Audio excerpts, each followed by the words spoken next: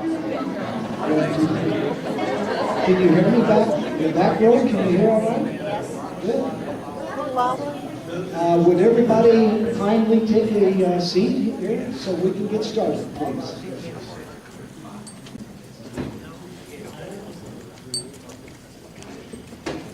On behalf of Father Paul Martin and myself, Father Deacon Alliance Court, I'd like to welcome all the friends and members of the Syrian Community of Terre Haute. Welcome. We are so happy to have you here today for a program that will provide a comprehensive overview of the early immigrants and all the founding families in the Terre Haute Syrian community. Now, this program will probably go for the first 15 minutes. Dr. Hunter will do a verbal presentation, and at that time, we're going to take about a 15-minute break. We want you to stretch your legs. We want you to have a little taste of the Syrian community at large at Al, and the fact that we have prepared the Lady Society. Esther Symbol and the Lady Society prepared a nice collection of nice Syrian treats. So we want you to have a little coffee and relax, and we'll come back. Dr. Hunter will continue, and we'll go through the slide presentation showing you all the nice pictures that happened between 1900 and 1930. At this time, I want to move forward. I'd like to take this opportunity to introduce to you Miss Michelle Bennett, who is the program administrator for OLLI. Now that stands for Oster Lifelong Institute, Learning Institute of Indiana State University. Miss Bennett.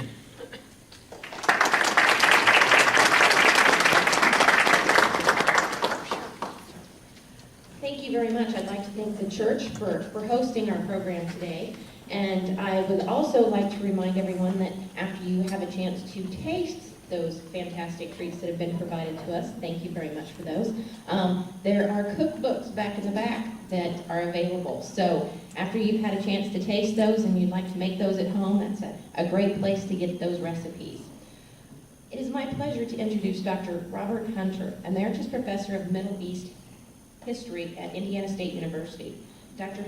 Hunter is a specialist on the peoples and culture of the Arab world. He received his MA and PhD degrees from Harvard University. He has worked and traveled widely in the Arab world, from Lebanon to Egypt to Tunisia and the Palestinian territories occupied by Israel. He is the author of 2 books and many articles. Our program today deals with the first generation of Syrian immigrants in Terre Haute and the founding of this community in the early 1900s. Dr. Hunter will talk for about 45 minutes, show slides of some of the early pioneers and their families, and take questions. As a courtesy, please make sure that your cell phones are turned off before the presentation begins. I'd like to thank you again for coming, and to also remind you that this program is available because of the Osher Lifelong Learning Institute, as well as the community semester through the College of Arts and Sciences at Indiana State University. There are several programs that are coming up through that community semester that I would like to have you aware of, and one of those is German immigration. So if you're interested in how Terre Haute became Terre Haute and the variety of immigrants that came to this town, please let us know and we can provide you with that information. Please help me welcome Dr. Hunter.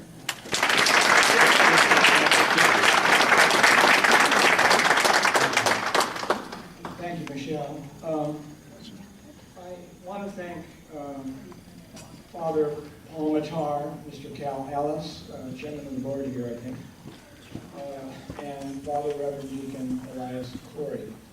Without Deacon Corey's support and encouragement over the last 2.5+ years, I would not be standing before you today talking about the Syrians. I also owe a great debt to the Syrian community, those people who patiently listened to my questions and worked hard to try and answer them and put up with all my phone calls and follow-ups and for a long time. And to all the others, the non-Syrians who contributed to this, a lot of people. I'd like to add 2 personal notes to what Michelle said about me. My wife, Joan, right there. My wife Joan and I arrived in Terre Haute in fall 1999. That's not that long ago.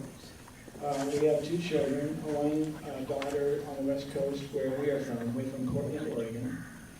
And the other one lives in New York City. So here we are in the middle, almost in the middle. And I would tell you that we are very happy to be here in Terre Haute.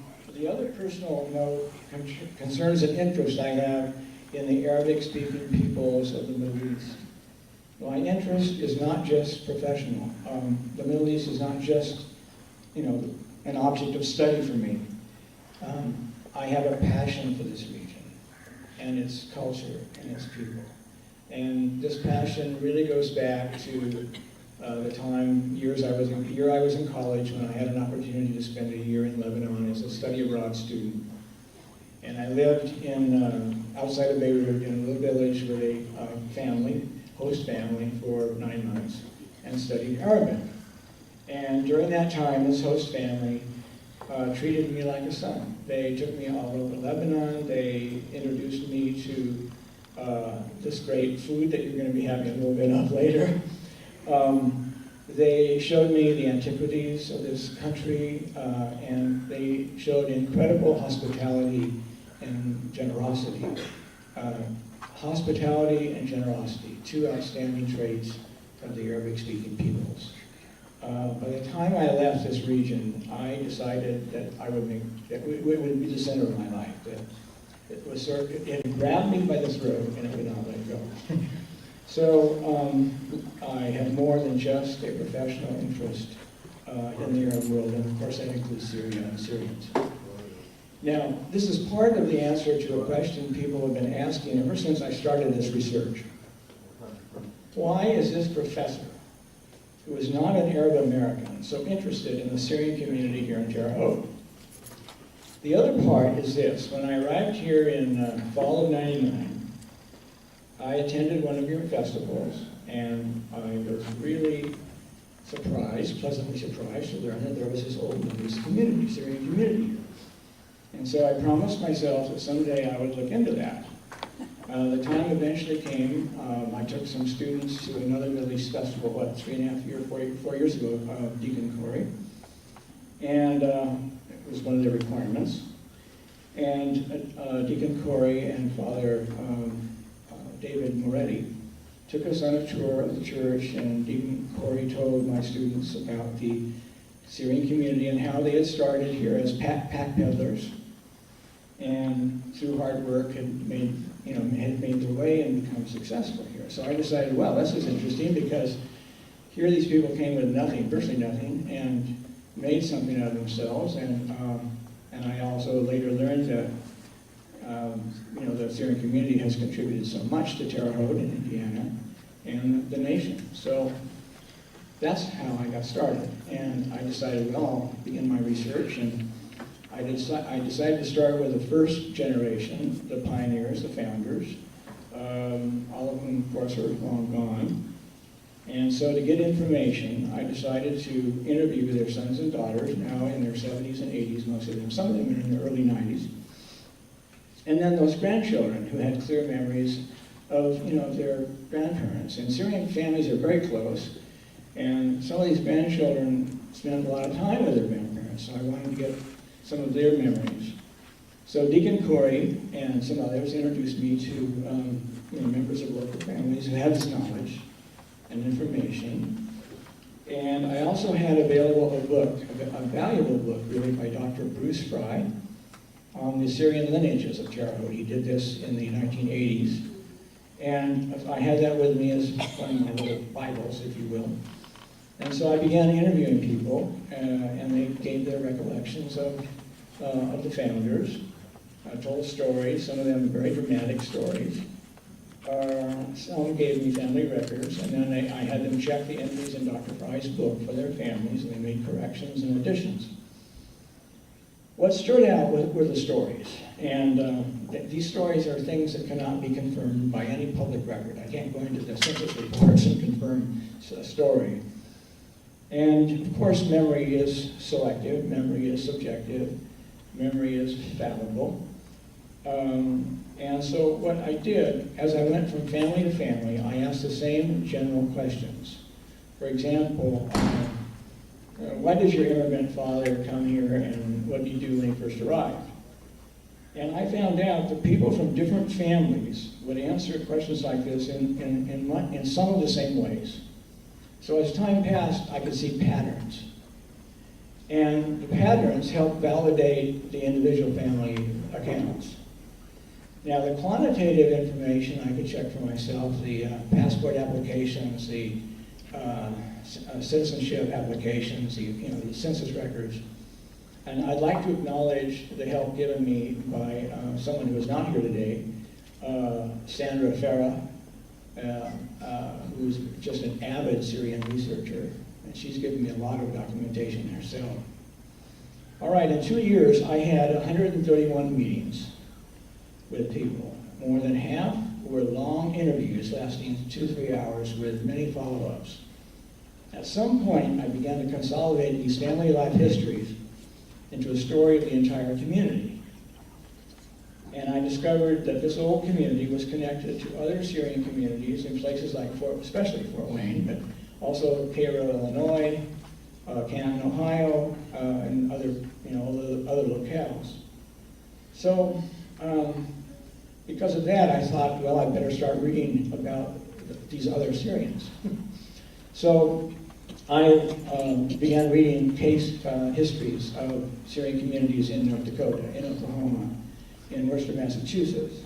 And then I read the general histories. There are 2 or 3 books, and one excellent book about the Syrian settlement in the United States. And the author used immigrant records and interviewed immigrants for this. So eventually a big picture emerged into which the Terre Haute story could fit. Now, what was that big picture? Here we go. Syrians who settled in Terre Haute were part of a great movement of Arabic-speaking immigrants that began arriving in the United States in the late 1870s. So it starts 1875 on. And the first immigrants were tradesmen from small villages in Syria who took part in the U.S. Centennial expositions. The first one mentioned is the one in Philadelphia in 1876. And they sold their wares, mostly Holy Land trinkets. And they made more money than they could ever have made back home. And they took back to Syria fabulous stories of the profits that could be made here, and these stories fired the imagination of these villagers. So what started as a trickle soon became a flood, and this became known as the American fever, and this led to the stories about the streets paved with gold and so on. The high point of Syrian immigration came during the 1890s and the first decade of the 20th century. In 1920, between 200,000 and 250,000 Syrians were estimated to be living in the United States. Now, these people were called Syrians because they came from a geographical region known as Greater Syria, whose people spoke Arabic and they shared an Arab cultural tradition. This region today includes the countries of Lebanon, Israel, the Palestine-occupied territories, West Bank and Gaza, Jordan, Israel, and of course Syria. So Syria at that time did not mean what it means today. There was no country called Syria, no nationality called Syrian. The word Syrian was used, but its meaning was broad. And the identities of these immigrants were mostly shaped by the villages they came from and by their religion. So they identified themselves as people, for example, from Sahli in Lebanon, who were Christians, or people from Sidon who were Muslims. About 90% of the Syrians who came to the United States were Christians who belonged to the Eastern rites, and a large number of these were Eastern Orthodox. Now, the first Syrians here did not care about building a future in this country. They wanted to make as much money as they could and just go back home to their families. They were a driven people, however, and nearly all of them became peddlers, living a life of constant anxiety and impermanence. You were never sure if you were going to make it. Only later did they begin to think about ways of staying in this country. So here's what would happen. A Syrian would arrive at Ellis Island with a little money in his pocket. He'd make his way to the colony in New York City. That was the first Syrian colony in New York City, having with him the name of a Syrian contact in an American town somewhere, who could supply him with goods that he could sell on the road. Goods like sewing needles, thread, some jewelry, crocheted handkerchiefs. And he'd get to that place, be greeted by the host, by the contact, go through a day or two of training where he'd learn a few words of English, get some of these goods on consignment, and then just go out on the road, walking, sometimes for weeks, actually. And then at some point he'd go back to the sponsor, he'd pay him back, receive more goods, and go out again. And these were called chain migrations. And so these chain migrations, Syrian peddlers spread all over the United States, but they were concentrated on the East Coast and in the Midwest. So peddling settlements grew up in towns and cities, and some later became settled communities. All right, how does Terre Haute fit into this? The Syrian community here began as a peddling settlement. It was created by peddlers who came down from Fort Wayne in the early 1900s. The Fort Wayne census contains the names of many Syrians who came here and later founded families in Terre Haute. The Fort Wayne settlement was breaking up, and people needed to find other sites. Now, nearly all the people who came here were from the same rural community in Syria, Ain Shara, and its three neighboring villages, Katana, Irna, and Haina. So it was Ain Shara and the other three. Ain Shara, by the way, means a little spring. Ain is a fountain, and Shara means hair, so it's best translated as a little spring. 95% of the people in Ain Shara were Orthodox Christians when they arrived in the United States. Many were related to each other, so when they came here, they wanted to be together. Now, a word about Ain Shara. People were poor, but they had hearty, healthy, and self-sufficient lives. They lived by working the land, and they lived from the fresh water that flowed from the spring, from this fountain. That's how the village got the name. Families lived in houses built of stone. They'd have one room, and it would be the sleeping room at night where they'd bring down the straw mattresses, and then during the day, in the morning, they'd pull up the straw mattresses, and that would be the main room. And then next to this was often another smaller room for the livestock to protect them from predators at night. So the cows, the sheep, the goats, and donkeys. Donkeys were the main transport. Men and women had different but complementary functions, and both worked outside, cultivating the fruits, the apricots, the figs, the almonds that grew around one ring near the town. And then they'd cultivate the eggplant and the corn and the peas and the wheat that grew in another belt around the town. At night, families would visit and entertain each other. They'd offer food and sometimes play music, in keeping with the Arab tradition of hospitality. There was a church, Eastern Orthodox, with a primary school attached to it. So, yeah, a poor place for sure, but by no means destitute or lacking in culture. Back to Terre Haute. As with the peddlers elsewhere, the new arrivals faced a hard and uncertain life. I don't know how we did it, Mr. Albert Marina told his son, looking back on his life, early life here.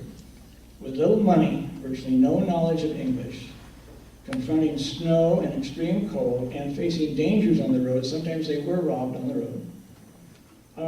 Mr. Marina had gone, like all the others, had gone from farmhouse to farmhouse, never knowing if he'd have a meal that night or a barn to sleep in. I don't know how we did it, he said.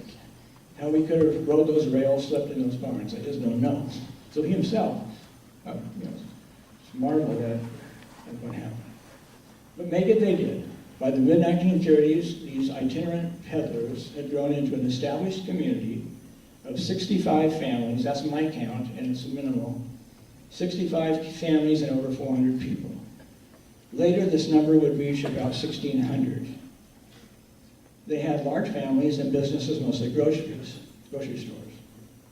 So Syrians had moved from insecurity to security and become permanently established here in Terre Haute. So how did they do it? You know, there was no guarantee of success in the beginning. They could have wound up scattered, dispersed, like a lot of other settlement communities. In my view, their success rested upon three things. Number one, Syrian traditions and the home village, which provided the personnel to build this community. Second, opportunities that became available in Terre Haute, of course. And third, their own individual ingenuity and adaptability. So let's examine their rise now. That's what I want to talk about for the next 30 minutes. And we'll start with peddling. I'll give you illustrations of stories I've heard, from stories I've heard. And then I want to look at three other things that I think are really important in explaining their success: family, community, and citizenship.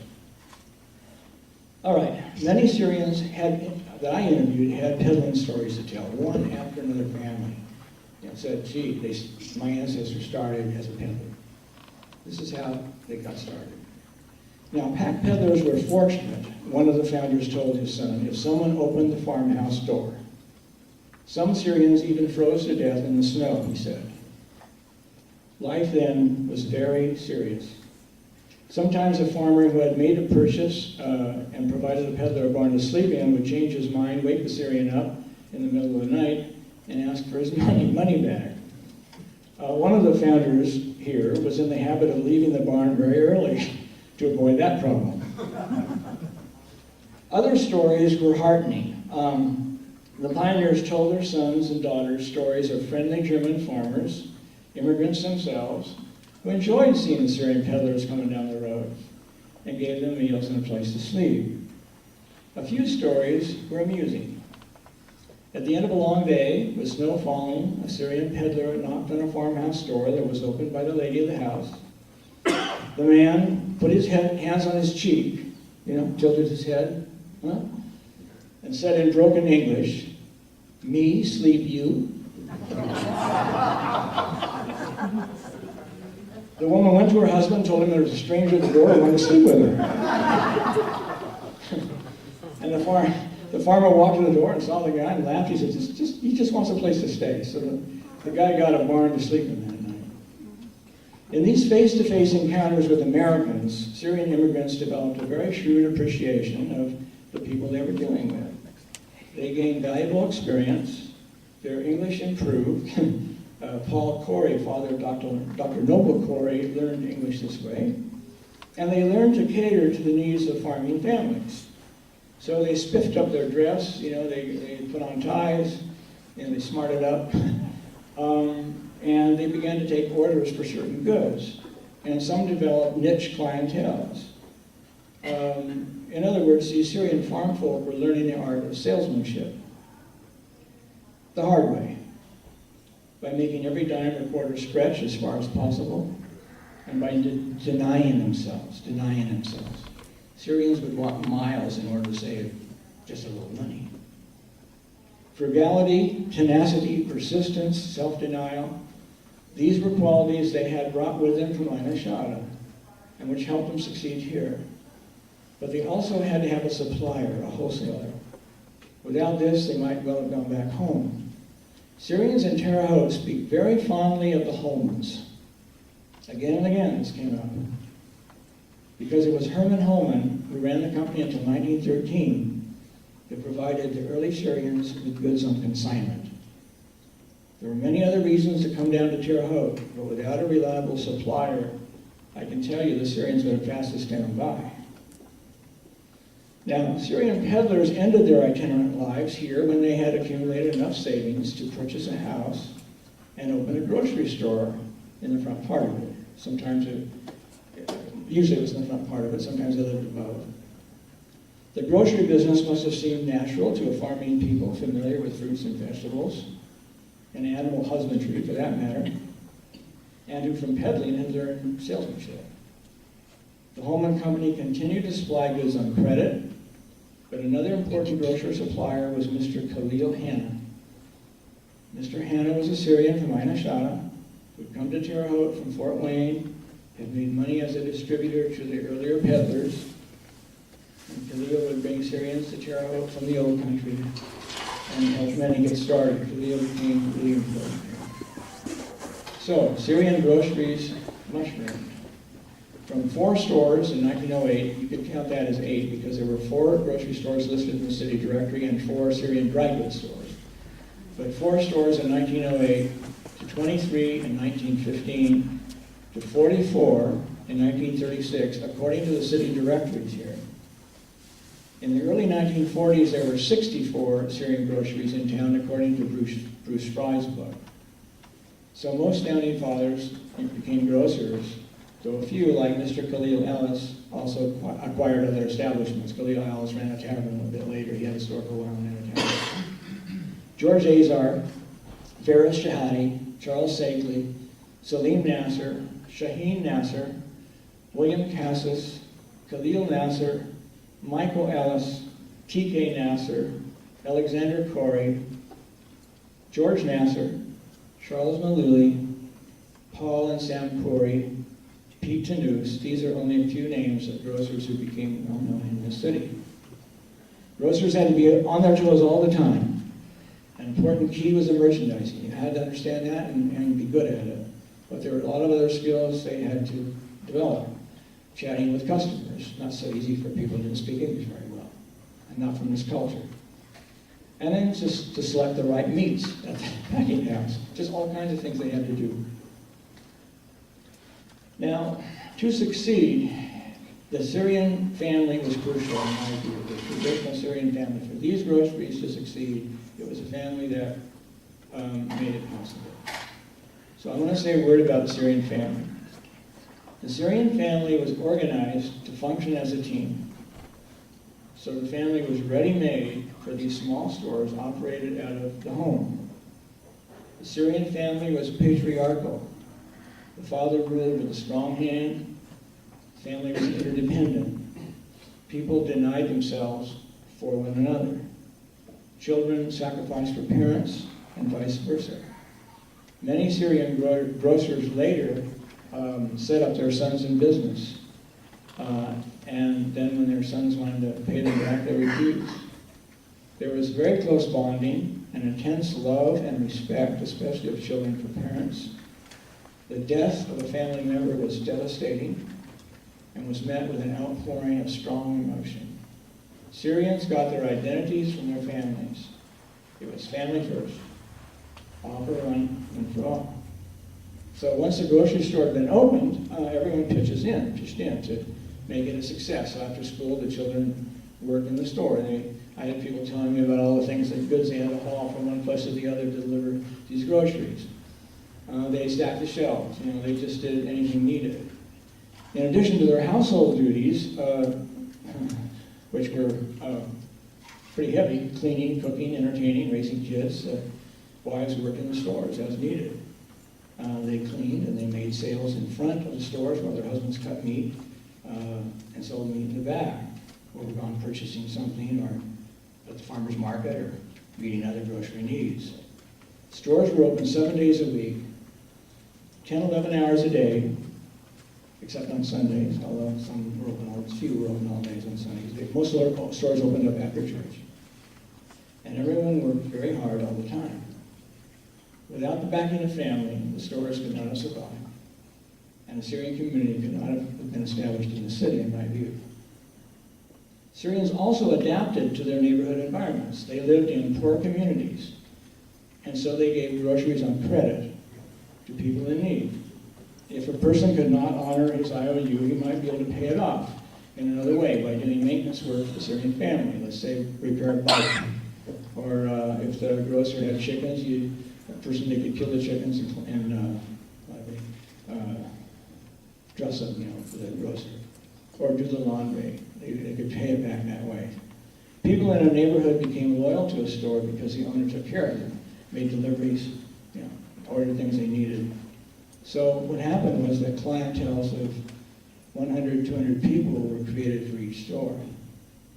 Now in the north end, T.K. Nasser had close and friendly relations with his customers and practically everyone else in that area, delivering groceries to people who could no longer walk to the store, taking the sick to the doctor. I think he had a side panel truck and took people to boat, I believe. Wanda told me that, wherever she is. In other words, TK was very active and very well connected in the North End. The West End, though, was the core area. The West End, north of Wabash, from 2nd through 5th up to Locust. That was the area. Now, there were some that lived south of Wabash for sure, and a few that were north of 5th, but when people spoke of Little Syria, or Little Aina Shara, sometimes you'd hear that, Little Aina Shara, they meant the core area. Here there was a grocery store on almost every block, and sometimes more than one to a block. There was one area, a quadrant, 4th and Eagle, that had at least 3 stores. The red light district was also located in this area, and its 10 to 14 brothels had real buying power. This was where the money was, let's face it. As a teenager, Deacon Elias once delivered 25 pairs of spring-a-later shoes to a madam.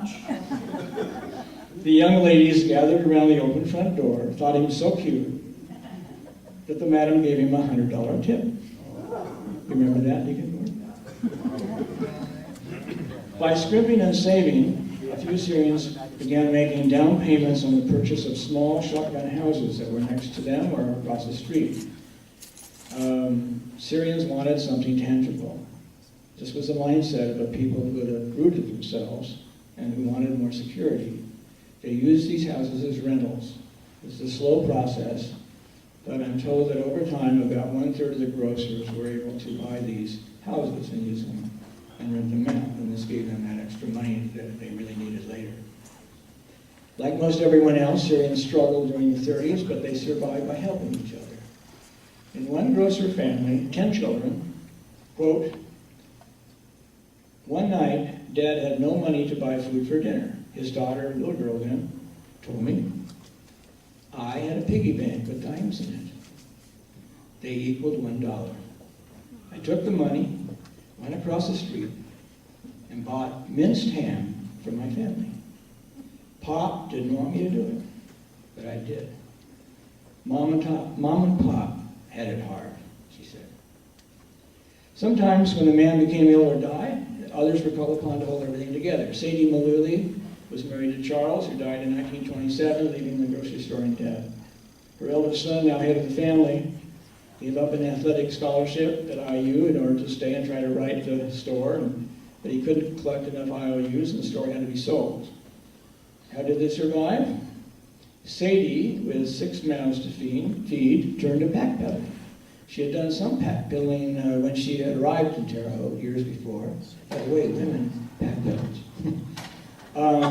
So she would take her 2 little boys with her, one or the other, alternating each week to help her carry things, and a peddler would always take a suitcase, or they'd have something called a cashy that they strapped to their chest. It would have the notions in it, the thread and needles. And so she took her 2 little boys with her, and they went off, and she'd catch a ride to Paris or Danville and go farmhouse to farmhouse, and that's how they made it. Okay. Syrians also helped other Syrians. Better off families here gave bags of groceries to those less well off during the 30s. The point here is that Syrians had a strong sense of community. And this, like the family, becomes important if we're going to understand their success here, their stabilization here and success. So let me go to community. When I use the word community, I mean 2 things. Shared beliefs and religious obligations, founded on an unshakable conviction that God is the ruler and our helper here on earth, and a commitment to one another based upon a common local origin and blood ties, those 2 things. So let me start with God. God was a constant living reality for these people. The Eastern Orthodox Church, home to 95% of Terre Haute Syrians at the time of their arrival in America, this church incorporated a mindset which was the community before the individual, and a person exists as a result of the church. This mindset anchored the way the immigrants thought, and this was internalized and expressed in phrases that were always on their lips. Alhamdulillah, thank God. Inshallah, if God wishes it. Allah, be with us. Allah Yahfaza, God preserve you. This is always there. The Bible was their textbook. Stories from the Old and New Testament were memorized, recited, and studied. A woman might have the entire Bible memorized, so people would go to her for advice. Promises to God were made. God, if you'll help me having a child, I'll promise you this. Or God, help me make a sale today, I'll do this to help me.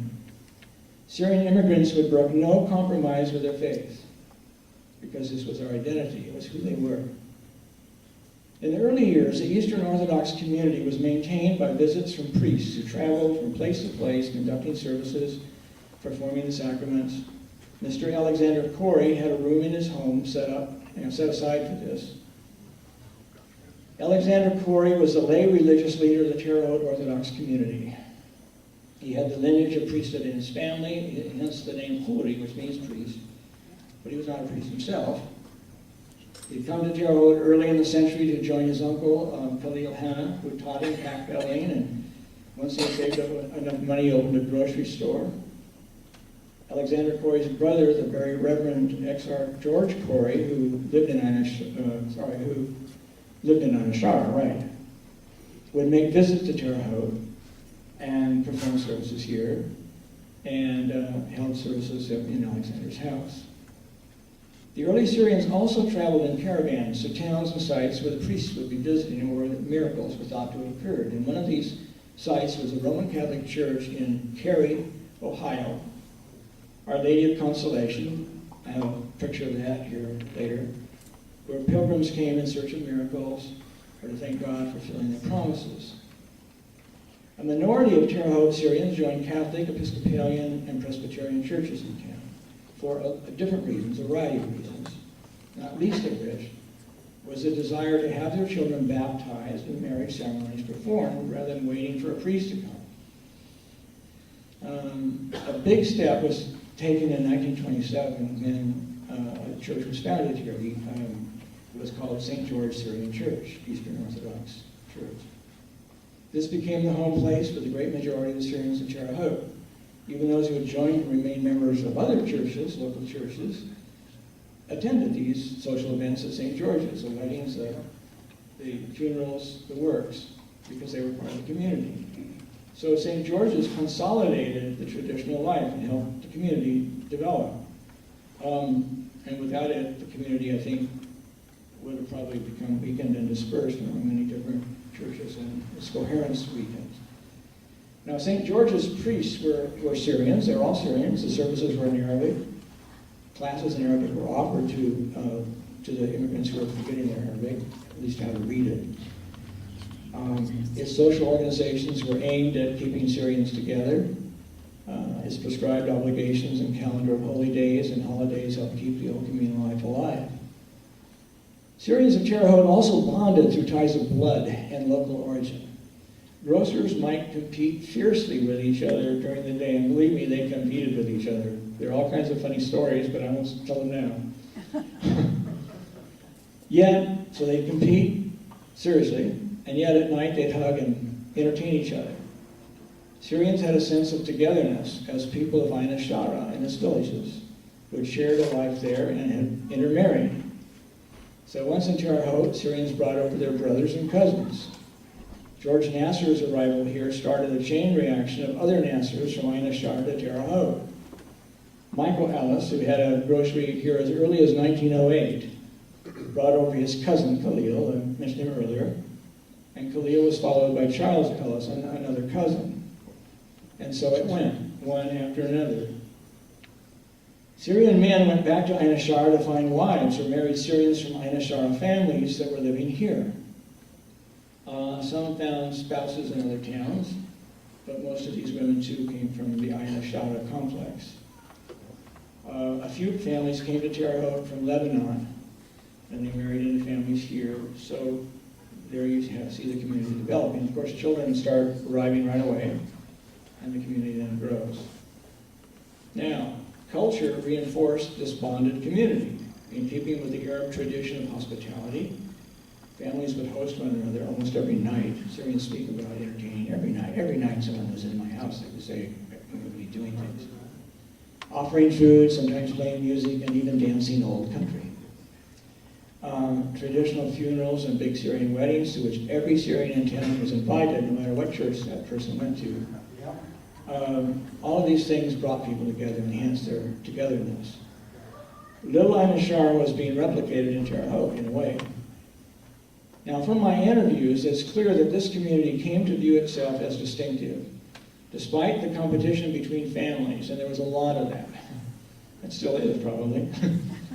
And despite the fact that some Syrians attended churches other than St. George's, the community had become one. It had its own concept of honor, which in Arabic is called sharaf, honor. That is, what was acceptable and unacceptable. Gambling, which went on all over this town, as I think all of you know. Gambling was accepted and no disgrace. Syrians loved to play cards and many gambled. They still do love to play cards and gamble.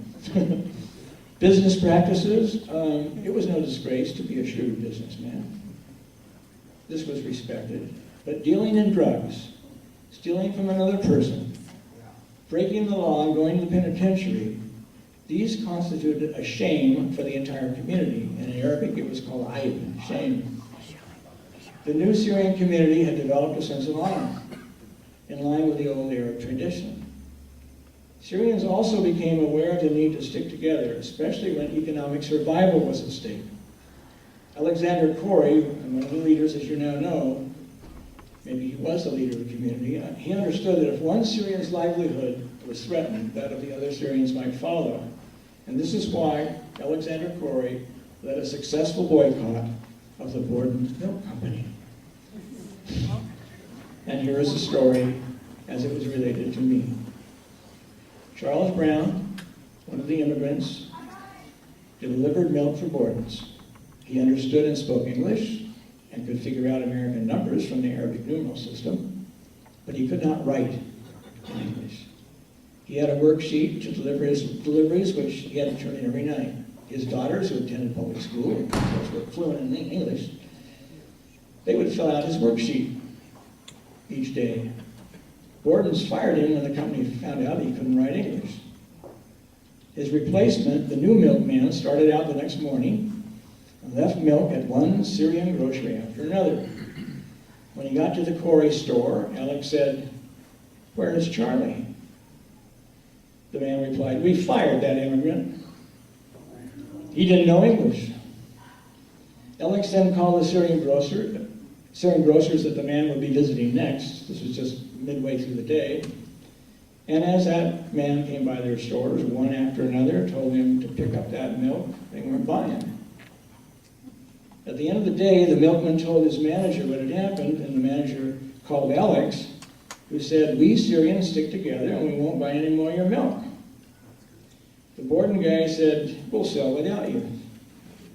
Next day, all the Syrian grocers returned the milk. The Borden manager called Alex and said, "We made a big mistake." Alex said, "You did? Why is that?" "We're sorry, Mr. Corey," the Borden guy told him. Borden's hired Charlie Brown back. They gave him a raise. And Charlie joined the Orthodox Church.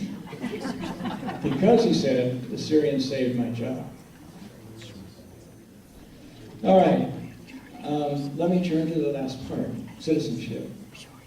For Syrians to become permanently rooted here, citizenship was vital, obviously. This would bring a finality to their quest for a new home, and there were practical advantages to citizenship. It would make it easier to travel back and forth to Syria, and many of them did. Citizenship would also make it easier to acquire property and conduct other business. Now, citizenship was part of their Americanization, which began the minute they stepped off the boat at Ellis Island, when many received their new American names. One example, Jamili Haddad and her brother Louis arrived at Ellis Island and went through inspection and registration. U.S. officials gave her a new family name, Shaheen, but her brother remained a Haddad. Why? Maybe because Shaheen and Haddad mean blacksmith in Arabic. One name changed, the other remained the same. Backpedaling, as I've suggested, was another step towards Americanization because these farm folk from Ain Shara learned how to sell to Americans and make a profit. From my interviews, it's clear that the founders took great pride in being in America and showing their patriotism. The old-timers loved America, one immigrant son told me. Why? He said, in Syria there's nothing. There were few opportunities, no schools. They loved it here. This pride was often connected to military service. Syrians served in both world wars, in large numbers. Every armistice day, one Syrian told me, my father would put on his old army uniform and stand in front of his grocery store at parade rest with a BB gun at his side. His U.S. flag unfurled as a demonstration of his pride in being a patriotic American. Another example. Before he died at the age of 103, 103 years old, Sam Corey was honored by Vigo County as the oldest living veteran of World War I. He was driven down Wabash wearing his old Army uniform, which still fit him after all those years, giving salute after salute. Time and again, someone in an interview would say, my grandfather got his citizenship by serving in World War I. Immigrants who joined the armed forces got citizenship automatically. Some joined in order to get permanent residence here, others to join to show patriotism. Mr. Pete Tanous, showed up at a recruitment center without knowing English and had to rely on an interpreter. When asked if he would be willing to fight, if necessary, against other Syrians, Mr. Tanous replied, I want to be an American. The interviewer told him that if he felt this way, he could become an American and signed him up on the spot. At the suggestion of Mr. K. Ellis, I drove out to Memorial Stadium and looked at the names on the Vigo County Wall of Honor on a plaque out there of those who served in World War I. And sure enough, I found the names of the Syrians that their families had given me. 16 names that I recognized, and 4 other Syrian names I could not place. 1917 was the time when the Syrian community was just beginning to gel. There were only 23 groceries in town, so 20 young Syrian men in the service seemed, about right. The importance of World War I as a pathway to citizenship was confirmed by case studies I read of other Syrian communities. In all, 7% of the entire Syrian American population served in World War I. This was a higher percentage than that was served in World War II. Of course, many Syrians acquired citizenship in the hard way, in the laborious, time-consuming way of making an application. That was the ordinary way of doing it. You have to be in this country for a certain amount of time, then you file an application of intent, then you have to wait a while, and then you get your second papers and so on. On the basis of a cursory look at some of the documents, I believe that most Terre Haute Syrians had their citizenship by the mid or late 1930s. Okay, so much for family, community, and citizenship. So how are we to define this first generation? I believe that they were in-betweeners, proud of their success here, proud of being citizens of America, but equally proud of their Syrian heritage, and determined to keep their traditions and stay together. So they were between the old ways and the new. This is partially confirmed by reports from investigators writing in 1934 on ethnic communities in Terre Haute. These investigators were part of the Indiana Federal Writers Program. So here's what one writer said. His words, not mine. More than any other group of foreign extraction, Syrians retain their exclusiveness. He describes Syrians as, quote, clinging to their church, their language, and not marrying outside. Syrian marriages, he wrote, follow old native customs. His words. He presented an eyewitness account of one Syrian wedding, a 3-day affair, starting with dancing on Friday and Saturday, men and women dancing separately, he said, separately, not taking hold of one another. Then on Sunday, after an elaborate ceremony, an enormous supper with a whole sheep boiled, 50 pounds of rice rolled in cabbage leaves, his words, 25 chickens, 300 loaves of bread, he went on and on, bushels of this. He said people danced until midnight, and then for 1 week after, bride and groom were home receiving guests and accepting their congratulations. Old native customs. Sounds pretty good to me. But the winds of change were blowing. In 1937, 15 Syrian children were enrolled at the ISU Lab School, K through 12, That was a very important entree for these people into ISU and a new career. And George Nasser, the first educated Syrian professional in Terre Haute. And according to Mike McCormick, the first Syrian that would be known by everyone in Terre Haute. Then George Nasser had just opened his law practice. So change would come quickly, but the old-timers' hard work, their business sense, their dedication to family, to community, support for one another would set a very high standard for their children and grandchildren. Thank you.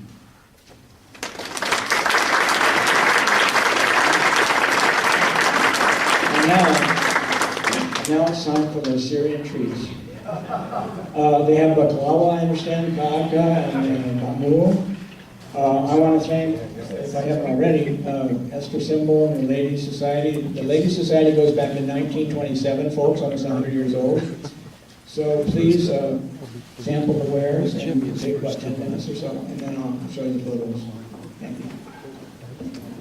Well, I'm ready to start. Deacon Corey has a comment he'd like to make, but just let's see where we're going with this.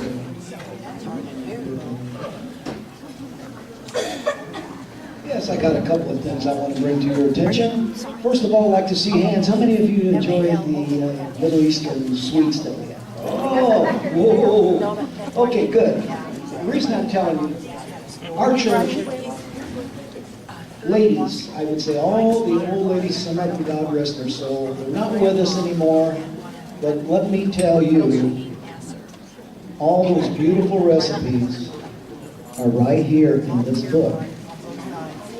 Now, not only sweets, but all the foods and everything, okay?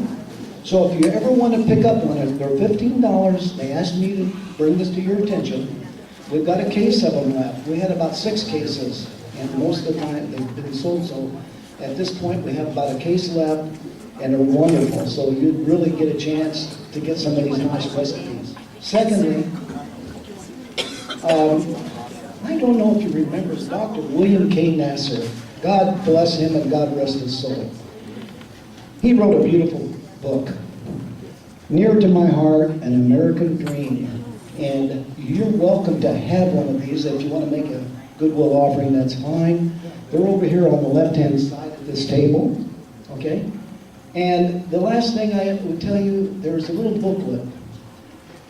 And as you heard Dr. Hunter talk about the Eastern Orthodox Church, our services were Christian, but our services, sometimes the feast days are slightly different than the Western churches. When I say Western, I'm meaning the Protestant avenue of churches. However, the dating of Easter in the Orthodox Church and the explanation of Holy Week services are in this little pamphlet.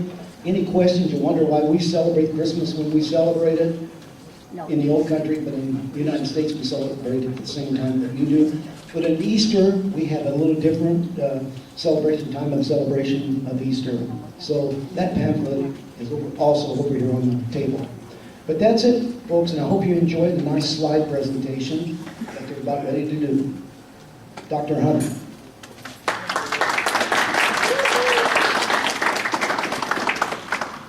Okay, a couple of things before I get started.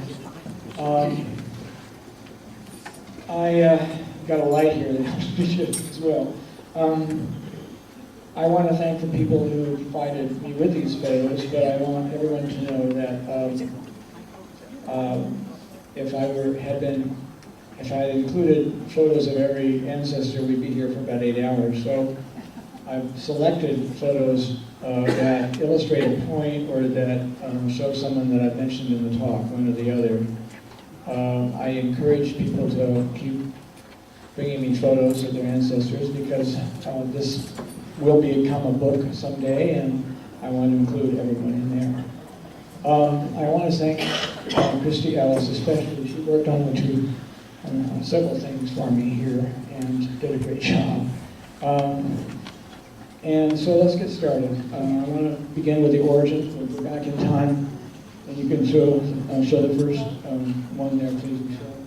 Okay, origins. I said that these people came from a place called, a geographical place, Greater Syria. So this is a map showing geographical Syria. You can tell that Jordan and Lebanon and Palestine and Israel today and present-day Syria are all included in these natural boundaries. Now the natural boundaries are the solid line.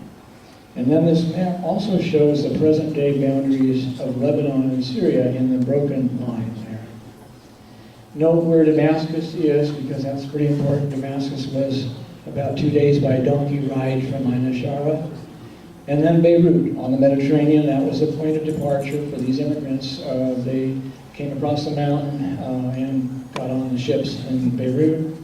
One person told me the story of his father who immigrated, and his father's father went with him for part of the way and then said, well, goodbye, good luck, I'll see you in 2 years. And this man had very little money in his pocket, and he wanted to immigrate. He got down to the ship, and the ship captain said, do you have enough money for passage? He said, sure I do. And this man had a number of coins in his pocket. I don't have to pay his passage, but he jangled all the coins, and the captain said, oh yeah, you've got a lot of money, we'll take it. So he came here. But this is the man. And then you want to go on to that second one, please.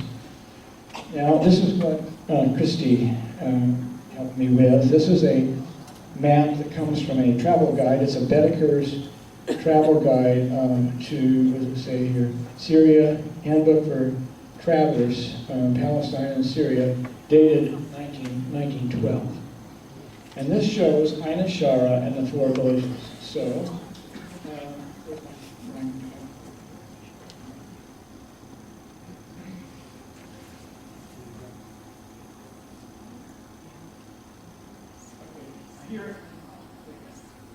So, here is Ain Shara, village, small village. Here's Mount Hermon, and this is only the southern part of it. Mount Hermon extends way up to the north. And Ain Shara is on high ground. It's not on the mountaintop, it's in high ground. And then you have these other 3 villages. And so here's Katana. Katana was the district capital. It was a place that people went who needed to fill out documents. There was a police headquarters in Katana. And then you have Irna there and Hina there. And one of the people here told me that he used to walk to Hina, and it was 3 to 6 miles to Hina. Now Hina is very important. Hina is important because it sits in a vast field and it produces wheat for a whole region. It also has antiquities, more important than Ain Shara. But the point is that these villages were more or less assimilated one to the other. And the Katana was settled by the people from Ain Shara, and there were marriages between people in Ain Shara and Hina. Also, I didn't include Malula. Malula, as far as the north, that's where, well, you've heard Malulis, right? So the Malulis originate from a little village called Malula, about 35 miles to the north. But the Maluli family lived in Ain Shara and came to America from Ain Shara. So they were somewhat already assimilated to the Ain Shara community when they came here, according to Syrian Community's family history. All right, let's go to the next one. Thanks. Okay, origins. Oh yes, here we go. Residents of Ain Shara, those who stayed behind. These 3 photos were found in a trunk belonging to Faris Shahadi. And these were presumably all of his relatives back home. But I took a look at the backs, and the man on the right is a brother. It says Akh Faris Shahadi, Akh, brother. So definitely the brother. Look at his headdress. He has the Fia Nakal, the traditional headdress of the village men of Syria that day. And then these 2, I've said the Nasser family, the man and the woman here, they're not Shahadis, but on the back of this, it does say Nasser, Nun Saad Ray, so there they are. But look at the way they're dressed. This is just an idea of the old culture. And then finally, the two elderly ladies on the left, they're not identified, but you can see their faces pretty worn from work and toil. And so these were the villagers, the relatives and others of the people who came here, some of them.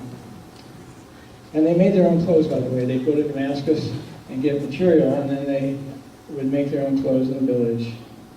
They policed themselves. They were really self-sufficient. All right, thanks. Now, here we go. We're in America. Origins. I got this from the Arab American Museum in Dearborn, Michigan. If you haven't been there, you should go sometime. And these it just says selling cool drinks in the Syrian quarter of New York City. So I told you when they first got here, they'd always go to that colony in New York City, starting out there. And but look at the heavy load this man. He's got a fez on, by the way. The seller has a fez on, and then, but look at his heavy load. It made me think about the heavy load that the pack peddlers carried. They usually, I mean, the classic load is 4 items. I already mentioned the kashi on the chest, so they strap to your chest, a suitcase strapped to your back, and then each hand would have a handbag. So this guy has a heavy load, and the peddlers had heavy loads. You want to go ahead. Now, I picked this up from another site in Washington, D.C. It's the NAF Center for Arab American Studies. Now here's your peddler, but he's made it in a way. If you had, once you accumulated some money, then you could buy a horse and rig. And that really enabled you to extend your range. It certainly took a load off your back, so to speak. But look at this man. He's got a tie on, so he's got a suit, really, right? And there he is, about ready to go out. Or maybe he's just coming back. But it gives you a look of this, some of these are like people, not our own people here. All right, here we go. Arrival at Terre Haute the first decade. So we're going to look at the first 10 or 12 years here. And this is Mr. Alexander Corey and his wife, Jamili. She was from Katana, so there's an example of the link between Anishara and the other villages. Mr. Corey arrived in the first decade of the 20th century, pack pedaled, as I said, because Khalil Hanna was here, relative. And eventually he became owner of the Dresser Drive Market on 2nd and Farrington. He was a really big competitor, and his family story is that he drove Kroger's out of business. There's a Kroger store right across the street. Anyway, Mr. Corey had large family responsibilities, very heavy responsibilities. He had 4 children by the first wife, who died, and then with Jamili, 3 more children, and then he raised another child after his daughter Rose was killed in an auto accident. Now, about Jamili, she has an interesting background. She was studying to be a nun, preparing to be a nun in Syria. She came to Canton to visit some relatives, and there somebody brought the 2 of them together, Alexander and Jamili, introduced her to him. And she knew if she married him that she would have quite a responsibility. And he was, as I said, a very devout man, a church leader, and had already 4 children. They got married, and they had a great marriage. She became a leader in the ladies' club here. But there is one story about her, and I told you that these people were really religious. Before she got ready for bed at night, she would stand in front of an icon of Jesus and Mary and say prayers that would last for an hour and sometimes an hour and a half. Her son, her little boy, observing her quietly night after night for an hour and a half, at some point asked her, "What are you doing in there for an hour and a half?" And she said, "My child, I begin with the Lord's Prayer, and after that, I talk to the Father." That was her response. Okay, you can go to the next one. Now, this is Mr. George Nasser. He's the founder of a prominent family and one of the more successful grocers in town. He arrived between 1908 and 1910 from Fort Wayne. He began life here as a peddler. Holman got him started as a grocer. He had a large family. Let's see, he had 5 by his first wife, Maud, who died in Fort Wayne, and then 4 children by Ziny, his second wife. He had a grocery on 4th and Eagle where he had a Kennedy-like compound, as his granddaughter described it to me. Not just the family, but friends who would come by and stay overnight and so on. Mr. Nasser broke with the Eastern Orthodox Church in Fort Wayne and became an Episcopalian. The only line of the Nasser clan that became Episcopalian. The rest remained Orthodox or were Catholic. The Nasser clan was the largest grouping here. I was able to identify 16 Nasser founders in that group of 64 that I mentioned earlier.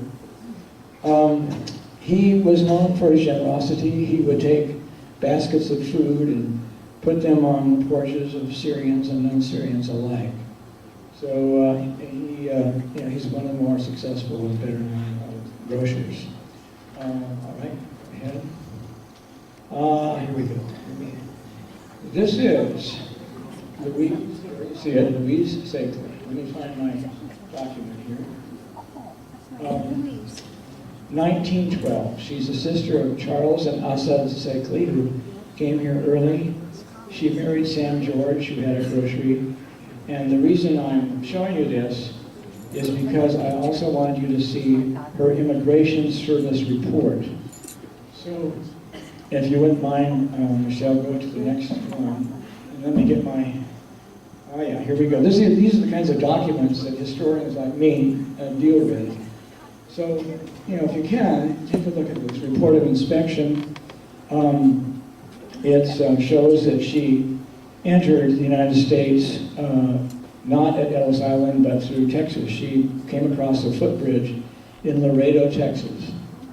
And a lot of Syrians came that way. Some came that way because if you entered at Ellis Island, and if you showed up at Ellis Island, you had trachoma or some problem, they wouldn't let you through, but maybe things were a little less strict in Laredo, and not that she had trachoma, she didn't, but she came across the footbridge there, and we can learn things about her. For example, it says here that she had tattoos on both hands.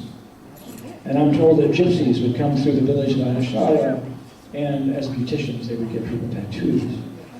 She was 20 years old, we learned that here, and we know that her brother paid for her passage to Terre Haute. So this is the kind of documentation that exists that we can, get a fair amount of information from. Okay. Here we go. The war years and after. So here is P. Tanous, father of Thomas Tanous. In his military uniform. He settled here with 2 brothers, Sam and Elder. He's described as a real character who enjoyed playing practical jokes. It sounds like his son inherited some of that. He started his life, though, in Cairo, in Illinois. And this may have been taken in Cairo because I have him in Cairo in 1915-16. He came to Terre Haute about 1920. Let's see if I've got him on him. But there he is, World War I citizenship. All right, next, here we go. We go to the graveyard, graveside. And this is, you see, Hen Nasser and her deceased husband, who has yet been, he's unidentified. So if anyone knows who he is or was, please let me know. So this gives you an idea of the graveside rites. The casket is opened as it is in the Middle East.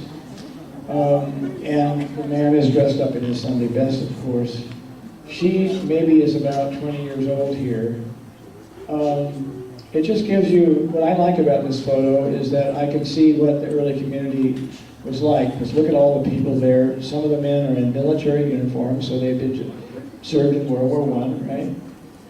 And it just gives you a sense of what these people looked like then and how they dressed. And they were dressing up for a funeral like that. Now, Syrian funeral is a 3-day affair. It's an incredible event, really. Every Syrian is invited to the funeral, or was. A communal experience. You know, the body stays in the church, and there was a big gathering in the church hall where people would pay their respects to the deceased and gossip and chat for hours till 1 or 2 in the morning, I'm told. And there were big kitchens in the back, and the women would be cooking food and just a community event. And then there would be chanting and stories told about the deceased by women who would come in together into the church hall, and this would go on for hours. Some of the younger people I've interviewed said it scared them when they were kids and went to some of these things. They were only 10 years old or 8 years old, and kind of made them a little chills. But this was the old way to tell the stories about the deceased in this, like through chanting and ritual. All right, let's move on. Now here, go back for a minute. Go back. There is one man way in the back. He's the tallest one. You see him? That is Tom Nasser. Now we go forward. And here he is, and he's married Hind after Hind lost her first husband. So here's Hind and Tom Nasser. Now look at this picture. They are barely touching, right? The idea, the old way, was not to demonstrate any affection in public. You keep that for the home inside. It's not for the public. And there they are. They're parents of Mary Ann Tanous. And Tom had his first grocery store on Harding and second one on Swan and Harding. Hind is described as someone who really enjoyed life. She loved going to the movies and being outside the home, but she loved also entertaining. She would, according to Mary Ann, she and Tom had people in their home almost every night. A great cook. They had 5 children. So here they are. Here they are. Okay. Here we go. I already told you about TK Nasser and his wife. I didn't mention his wife, Maud. But TK is a very interesting person. I have the family kindly lent me a piece of paper that was found in his Bible that gave a lot of information about him. He had this grocery store on Ash. I can't remember the address, but it was on Ash.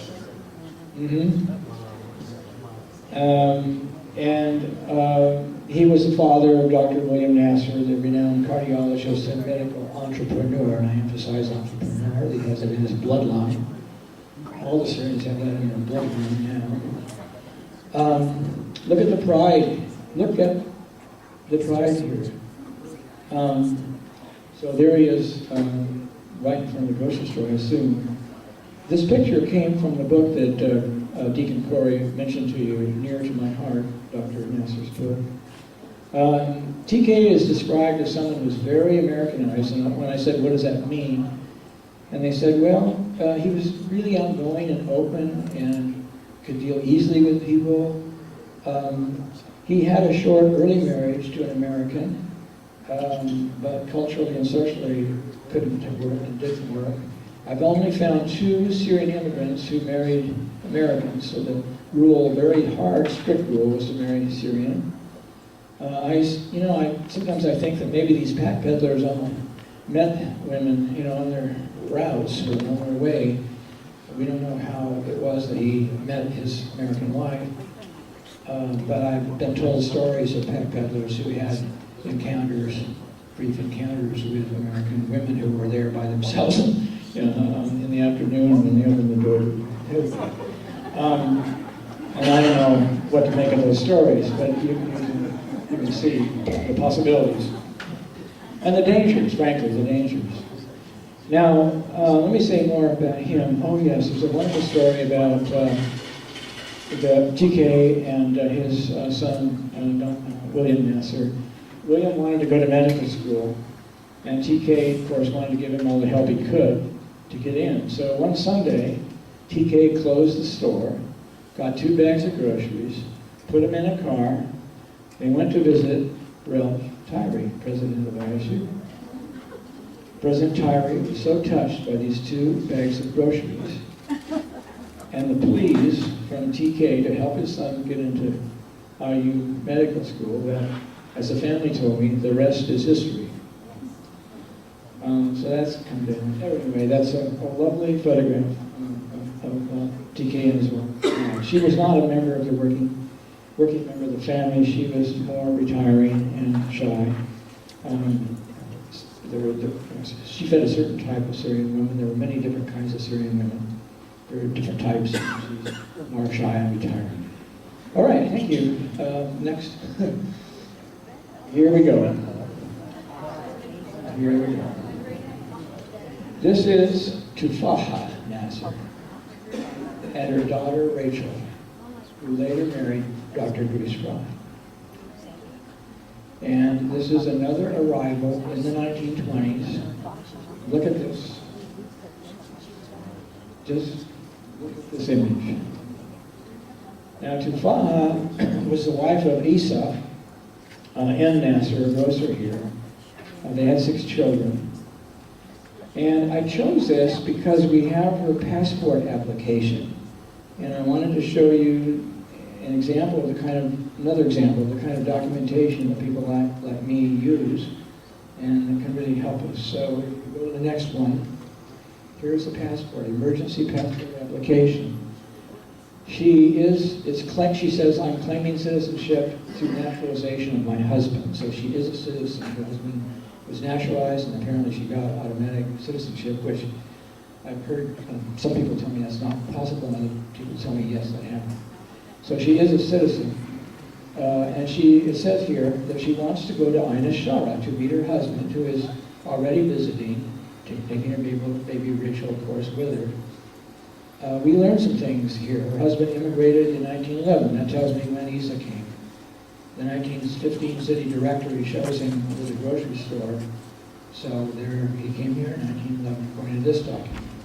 It shows that Rachel herself was born in Ina Shara in August 1922. Her husband is naturalized. He was naturalized in 1919. Tufaha, it says, resided in Syria between 1897 and 1922.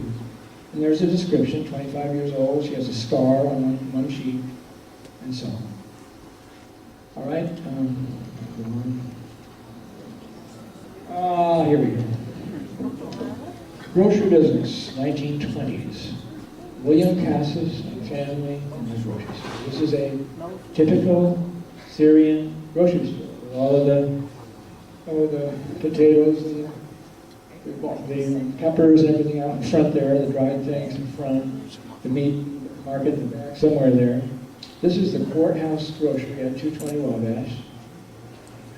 William came to Terre Haute about 1916, backpedaled, joined the armed forces when he got his citizenship, got into the grocery business with the help of Holman and Company, once again, who gave him credit for 2 weeks to make good. He saved his money and purchased a house that became the grocery store.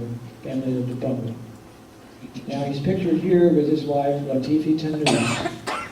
So Cassis and Tanous, these 2 Anashar families are connected here. And then their 3 children, Mose, George, and Charles. I was lucky to have interviewed Mose Cassis before he died. After World War I, William went back to Ina Shara to find a wife. Perhaps the neighbor suggested the woman he would marry, but he had to prove that he could support Latifi before the family would let him bring her here. And then there is something I didn't write down that I'm going to tell you. I hope it's accurate. I haven't been able to check on it, but the person who told me has proved to be correct in many cases, so here it is. This is a story of how William Cassis became a Mason.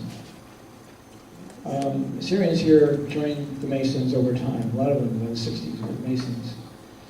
Apparently in the 1920s, it's not clear, but in the 1920s the Masons would not let Syrians join here in Terre Haute. They were excluded from nearly all organizations here in Terre Haute early on. But he wanted to be a Mason more than anything, because in Syria, being a Mason gave status and prestige and was a great goal. So his family told him that they would support him, and so he had to take the bus down to Evansville. They had a branch down there, or a chapter down there where he could join, and he took the bus down there. He went through the studies down there. He had to pay for a hotel down there. He paid for his food down there, and the family just all got behind him, and so he could become a Mason. They sacrificed themselves for him. And I'm told that it took 1 to 2 months' salary from that store, to pay for these things, but the family was happy to do it because that's what he wanted. So that's William. Let me see if I have more on here. This is just a wonderful. Oh yeah, please move on to the next one. Here we go. William Cass's Grocery, 1923. Look at the list, the price list.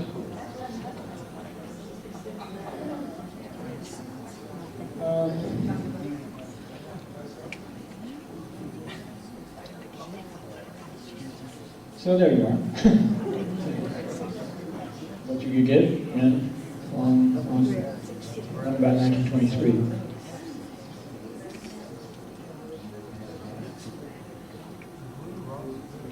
Lima beans, cornflakes. I have those every morning. Is that cornflakes? Those. I make that for my wife. Anyway, there you are. Now we go to a new topic. Religion and the community. In 1927, the community purchased an old schoolhouse at 515 5th North 5th and made it into their church. So here down below you can see the caption, Voorhees School, North 5th, prior to conversion into St. George's Church. So this church was located right there in the core Syrian neighborhood. And once they converted it, the church was upstairs. The social hall was downstairs. People described what it was like to go to church on Sunday. That you'd walk into the door and there'd be a stairway on either side, and the women would go up one stairway and the men would go up another, and the men would sit on one side and the women would sit on the other. And they would have doilies, the women would have little doilies. People described it on their heads, and stand up through most of the service. It was very respectful and quiet. So this was to be the church. Now, go ahead and move to the next one. Oh, wait, here we go. This is not a good photo, but it's so rich that I wanted to show this to you. A wedding held there in 1931 between Albert Marina and Primi Shahadi. But look at behind. Look at the sign. It says Syrian Church. Now, according to Albert's son, this wedding was put on by Pharaoh Shahadi, one of the more successful merchants. And this is described as the biggest, grandest Syrian wedding ever. That's probably a little exaggeration, but it was pretty big and pretty grand, right? And this was a love match, I'm told. Both of these people were very handsome, very attractive, handsome people. There was no matchmaking involved here. And the union produced 4 children. Mr. Marina himself was a pack peddler who began with his life on the road selling tapestries and linens, and he slowly learned how to develop that, and he then became a seller of Persian rugs, nice Persian rugs, handmade, and he sold down south. So he would spend a lot of his days in the southern states. He had a grocery store only for a little while. He was one of those Syrians that loved life on the road, apparently. Life on the road. And there you are. I don't know if you can identify any of those other people, but certainly looking at their dress, the way they're dressed is interesting, I think. 1931. Remember the wedding I described to you from the document from the American writer. That was in 1934, and I just wondered if this could be the wedding that he was talking about, but this was 1931, 3 years, unless he just got that information from somebody else and made up a story, got the information from somebody else about this wedding and then made up, added it to the story. In any case, here you are. Now let's go on. Isn't there one, next one? Is that? Okay. Let's do this one. Let's see. This is a very important piece that, by the way, Christy Ellis put together. This is the first board of directors, first board of trustees. And some of these people I've already introduced or mentioned. I don't want to talk about all of them, but there they are. The main families certainly are represented. Nicholas Corey, you see him? He's the one who signed the check for the purchase of the church, the down payment. I have a copy of that check, and I could not find it in preparing for this talk. I could not find it at home, but I remember it very well. I think it was $2,000 or $3,000 check. And then I want to mention somebody else, Salim Nasser. You can find him here in this collection. Salim Nasser came here as a pack peddler. He married a Sakeley, Miriam Sakeley, brought over by her brother Charles, in order to marry Salim. Both of them were just pack peddlers, husband and wife, and finally opened a grocery store on North 4th and Chestnut. A success story. I'm told that this man did well in business. So here he is, a Nasser joining the Orthodox Church. I said the Nassers were scattered. Some were Episcopalians and others were Catholic. A few were Orthodox. But you can see the big family. Sam Tanous, Michael Ellis came here in 1908. Sam George married Louise Sakeley. Farah Shahadi, very important, so important. Charles Sakeley and Assad, they came early here, William Cassis, and so on. So here we are. This church is underway. It's gotten started. All right. You see, go to the next one. Yes, here's the church hall. This is not a great photograph, but it does illustrate that hall where the funerals were held and the dances were held, the parties, the gathering, the ladies' meetings, everything here. And this is a big occasion. It's not clear what this occasion is, but this is, you can see way in the back, Metropolitan Anthony Bashir. There's a photograph, a big photograph that they are holding, and that is a photograph of the Reverend George Corey. And I'll talk about him in a little bit. And then the priest, I'm told, was John Khoury. This must have been 1943, 1944. Women on one side, men on the other, dressed in black. And then there's Dr. Noble Corey.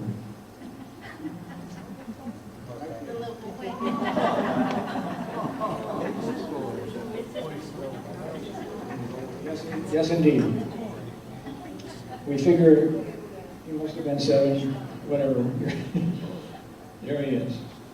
All right. So there you are. Let's go on to the next one. This is a photograph of the very Reverend George Corey, brother of Alex Corey, who was the link between Terre Haute and Anishara. He would travel back and forth. He'd come here and conduct services before the church was founded, and then after the church was founded, he continued to come back here. He was the one that officiated at the wedding that I described at the end of my talk. He officiated at that wedding. So here he is. He's looking serious, severe as he should, and he's got that black beard that scared the little kids sometimes when they saw him in the church. But the elders, he represents that the old tradition. Okay, let's move on. Okay, now let me pause for a minute here. This is a picture of Khalil and Rose Ellis. I mentioned Khalil Ellis earlier, Khalil was one of the tough ones. That's the way that people describe him. He was a big, strong man. He had a grocery store for a while and then later a tavern. He liked to gamble, and he was just one of the tough ones. You'd want him on your side and you were in trouble. Now, he married Rose Corey, by the way. Is that up there? No, it's not. So he married Rose Corey, the daughter of Alex Corey. After Khalil's first wife, Rashida Hannah, had died in childbirth, leaving him with a baby daughter, Frida. And then he married Rose Corey. Now, Rose's first pregnancy ended sadly. The child died and lost the child in childbirth. And with the loss of this infant, Rose made a nither, a promise to God, that if he would grant her another child, she would take the baby to be baptized at the Catholic Church in Cary, Ohio, where, as I said earlier, people believed a miracle had occurred. Rose then told her father that she was going to do this. Alex Corey had a premonition of disaster and warned her. He told her, "You will never come back if you go to Cary." But she'd made this promise. She wasn't going to be deterred. A relative drove her to Cary. It's a long drive, about 8 hours. On the way back, on a gravel road, the driver slipped the car, and last minute Rose threw the baby out before she was killed onto the turf. She threw the baby onto the turf. Now this is part of the collective memory of the entire Syrian community here. I don't believe there is a Syrian here who doesn't know the story. The baby survived, and in Terre Haute, the phone rang at her father's house. He had had a dream the night before, and she was dead, and so he told his people, "Don't answer that phone, I know she's gone." So they brought her back, of course, and had a big funeral, and Alexander raised the baby, and who turned out to be a great success story himself here in Terre Haute, and produced a family well known to, I think, many of you. And then Khalil had a tragedy. He lost his first 2 wives. And he married for the last time to Helen Farah. And they produced 2 children, one of whom is in the audience today. I just tell this story because it suggests that these people, it suggests the religious convictions of these people. She made this promise to God. She was going to keep it. And that's the story. I guess that's let's see what's next. Oh, yeah, you might as well see the church. I found this on the website. I couldn't believe I could find the church. But this is the church of Our Lady of Consolation in Cary. And this is not a small matter. Look at all the immigrants. People came here from all over. Many of these might be Syrians. To witness a miracle, maybe, or realize a promise to God, or what have you. But there it is. Okay, move on. Tough times. I've called this Tough Times in the 1930s. This is a photograph of Sadie Maluli, who with Charles produced 6 children, including Abe and Joseph, the Saratoga people. Right? I've already told you about her struggle after Charles died and the story to be sold. And this is her eldest son, Joe, who became head of the family after his dad died and gave up the scholarship to IU and tried to collect all those IOUs. And very loving son. And he became later an icon in the community. Joe Maluli helped to get this church started. He became one of the best known and most successful Syrians in Terre Haute. Let's see if there's anything more here. Oh yes, let me tell you something about Sadie. Her background. She was born in Ain Shara, and she had known her future husband, Charles Maluli, there, but in a distant way, as a young girl. Then she got married in Ain Shara when she was 15 or 16 years old, very common for girls being married young. And her husband was Abdullah David, and she went to his house, but his family was mean to her, and so she left him and went back to her family there in the village. She was about 17 years old. Sadie found out that Charles was in the United States, so she borrowed or got money to come to the U.S. She came through Ellis Island. She arrived at Terre Haute, perhaps stayed with her brother Nick. She's a Corey, by the way. And she may have backpedaled from her base here, we don't know.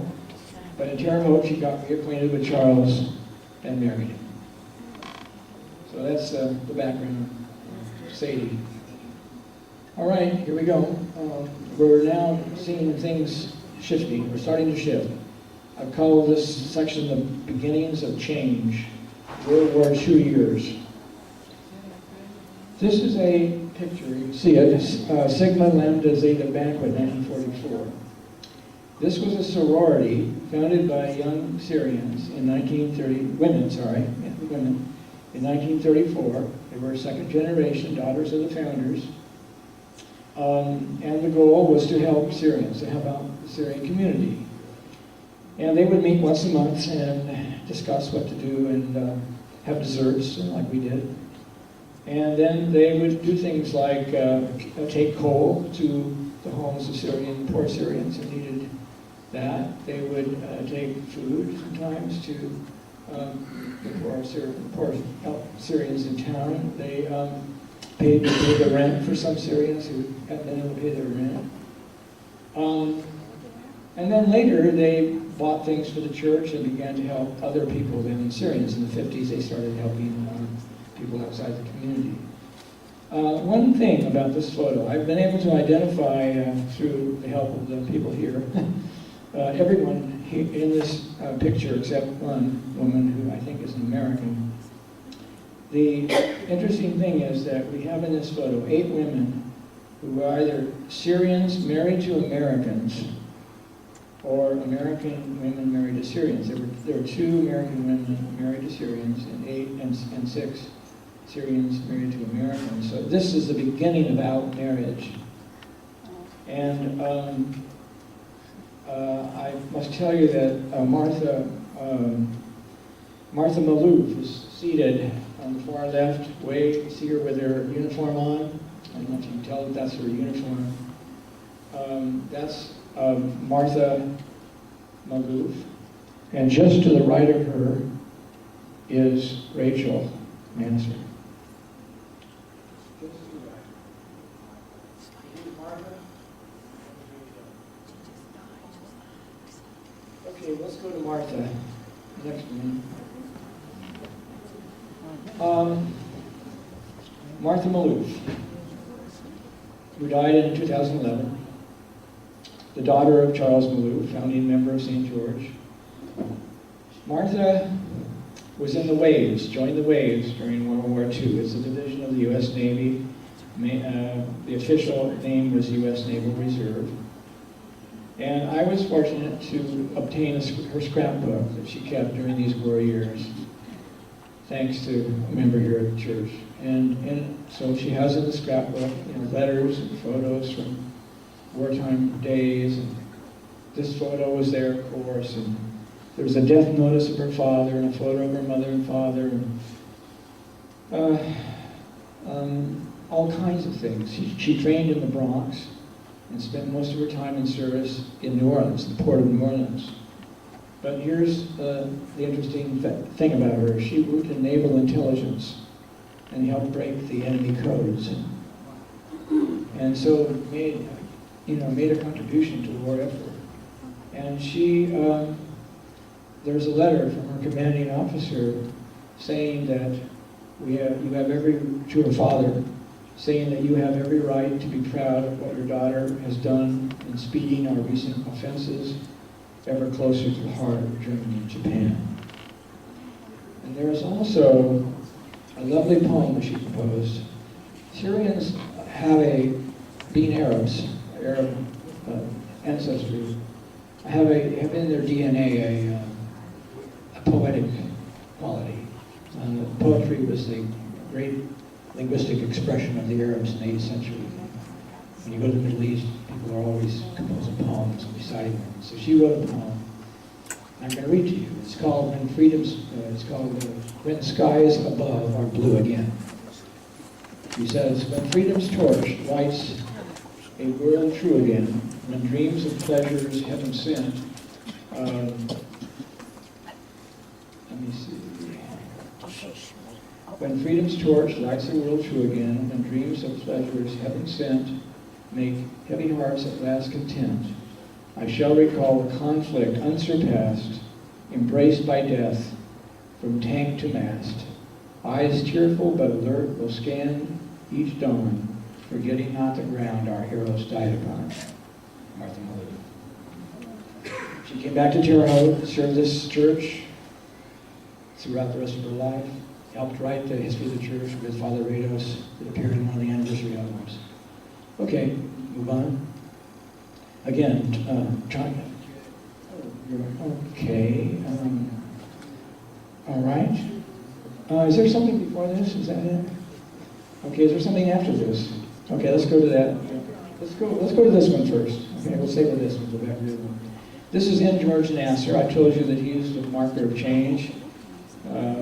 Lawyer, as you know, I think I've talked, already about him. He became an icon in the Syrian community, well known here. But look at this dress and compare it with that of his father George that you saw earlier. He's a different man, different look, modern man, so to speak, or different man. And one of his contributions. He was the defense attorney at the trial and on appeal in a case in the late 1940s that set the criminal standard for insanity in Indiana. So he made a contribution there. He was the last child born to George and Maud, and he was known for other things. He was known for the Syrian highball, beer with ice. He loved it, and other people started drinking it. His original and true name was Nasser George Nasser, but he had to change that. At Hook Grade School, which was a very tough place, I'm told you had to fight to keep your lunch at Hook. Somebody asked him what the initial was for. What's N, and what is this for? Nasser George, N. George Nasser. And when he said Nasser, they told him he was a smart ass. So he got spanked by the teacher, so he shortened his name. All right, let's go to the one before. Now, here we go. Sending packages to Middle East relief. The community began to change in many ways in the 1940s. One way is that Syrians began to identify themselves as Arab Americans. So today, if you talk with a Syrian and he's 70 years old, he'll say, I'm a Syrian American. But if you talk with a Syrian from here who's 45 or 40 or 50 years old, you might say I'm an Arab American. And this change began in the 40s as America became involved in Middle Eastern conflicts. And so Syrians began to identify with the Arab world, with Arab causes. And here should be from 1949.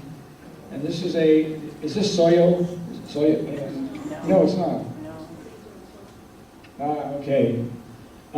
These people are sending packages over to the Middle East. 1949 means it has to be connected with the Arab-Israeli War of 1948-49. Israel was born in 1948, and the result of that war was the displacement of over 1 million Palestinian refugees. And my guess is that they're sending packages to help those Arab refugees. But there is somebody I want to point out. I'm going to just use my finger. Just show pictures, Right here.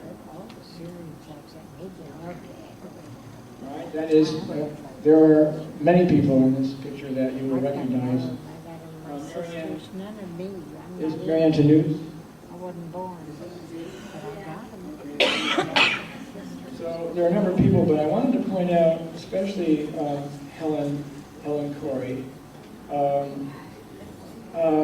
because she is also an example. I as all these people are, of the changes that were starting to take place. And I want to say a word about her and her family. She moved, Helen Corey moved with her family to Terre Haute from camp right at the end of the war, I think 1945 or 46. After her sister Catherine married Abe Malooly, and she, so she had a sister here. And Helen was one of the early Syrian career women, self-taught. And in 1947, she got a job with Mayor Tucker, and then got involved in politics and developed a career in government. She is the first Syrian American to be elected to state office as a reporter for the Supreme Appellate Court. Before that, she'd been appointed to a number of state posts by the governor. And she's, since then, more recently, in the last, 15 years, 20 years, she's become famous for her cookbook, Syrian food. I remember, I hope I remember correctly, but I remember a story that Helen told me when she was discussing her campaign, this statewide campaign. At one of her rallies, she overheard somebody say, "Oh, she's a Syrian, she can't be elected." Is that right, Helen? And so Helen took that as a challenge, as did a lot of Syrians, by the way, who face these sorts of things. And Helen changed her campaign approach. And so when she went out talking to people, she began to talk to people about what it meant to be an American. Americans were from all over the world. Americans were from different countries. What it meant to be an American. She got elected.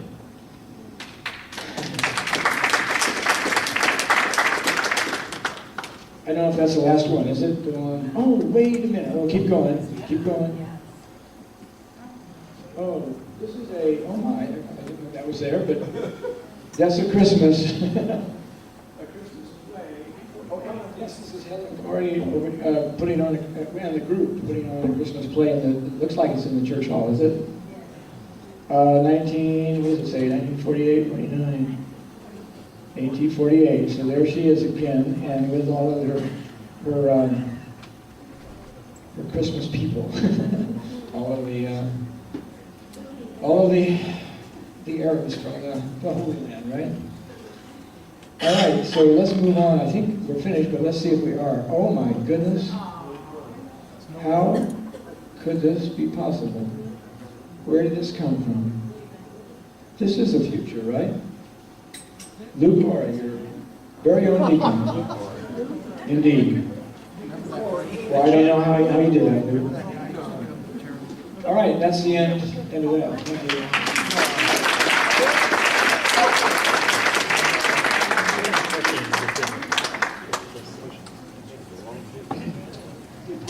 Now this says questions or comments, and I know some people have to leave, but if you would like to stay, you're more than welcome, and you can start correcting me now. So if there are any questions, please, you can raise them, or comments you'd like to make. Otherwise, you're free to go. Do this again in a year. Are you still going? Yes, Helen?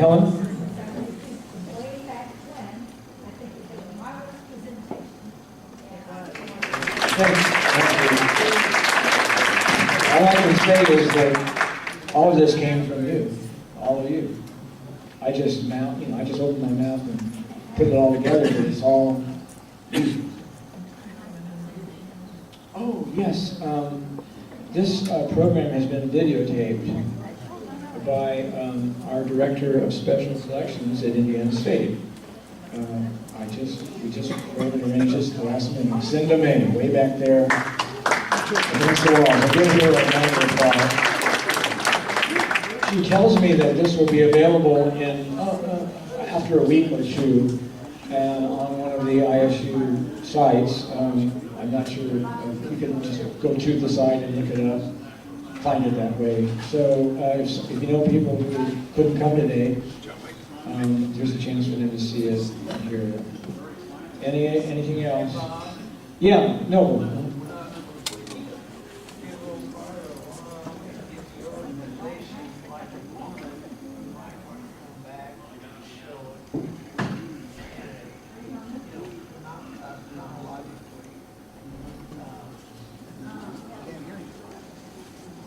Noble said, when I get all this together, pull it all together, I might want to come back and show it in a chronological way. What you've seen today is basically chapter 1 of my book. And so the next chapter will be that second generation and the big changes. So yes, I would love to do this again with you.